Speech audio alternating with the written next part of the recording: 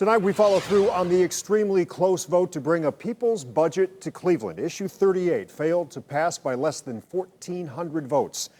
It's an initiative that would have allowed a vote by Cleveland residents on how some $14 million on the city budget should be spent on neighborhood projects. But city council leaders and key labor unions were against it, saying cuts in city services would be next. News 5 investigator Joe Paganakis with us tonight in the newsroom. Joe, you spoke with the voters and asked why they voted for a people's budget and why they voted against it. That's right, Rob. This was the closest race in Tuesday's election, issue 38, going down by less than 2% of the vote. And because it was so close, some are wondering if it could be back on the ballot in 2024. Vote for where this money should go. It gives them a voice at the table, the spending table. Luciana Salas is a Cleveland voter who said yes to issue 38 during the November 7th election. The bid to bring a people's budget to Cleveland losing by just 1,387 votes. An initiative that would have allowed Cleveland residents to vote on how 2% of the city budget would be used, or roughly $14 million. Luciana believes voters should have a direct say on how some of their tax dollars should be spent in their neighborhoods. This was the first time I saw something like this on the ballot.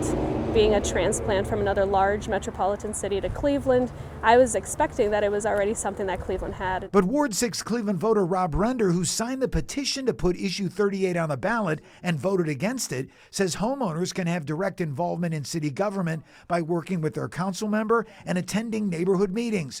Render didn't think issue 38 should be a permanent part of the city charter. I thought that if we were going to do this, then it should have been an expiration date like in 4 years.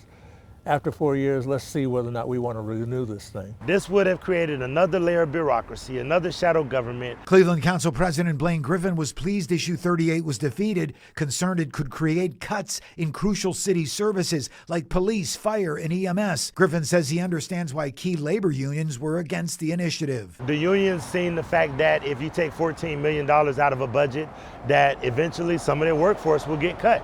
And the unions are already under a tremendous amount of stress. People's Budget Steering Committee member Nicholas Moses Gong says his team was encouraged by the narrow defeat and believes, like dozens of other U.S. cities, it's just a matter of time before Cleveland adopts a similar initiative. That indicates that people are actually more motivated about ideas than they are by specific politicians. And that's what participatory budgeting, that's what the People's Budget was all about. And the People's Budget Committee says even though Cleveland Mayor Justin Bibb was also against the idea, they believe the close loss is like a victory since those against the charter amendment outspent them 2-1, Rob, spending some $140,000 in September on billboards and radio ads. All right, Joe, let's go back to something you mentioned earlier. The big question here, could we see the People's Budget Charter Amendment back on this ballot sometime in 2024? Rob, the People's Budget Committee says this effort took hundreds of volunteer hours. So right now, all they can say is that they want to take a break. But Rob, they said they wouldn't rule it out for 2024. Okay, Joe Paganakis in the newsroom with another important story tonight. Thanks, Joe.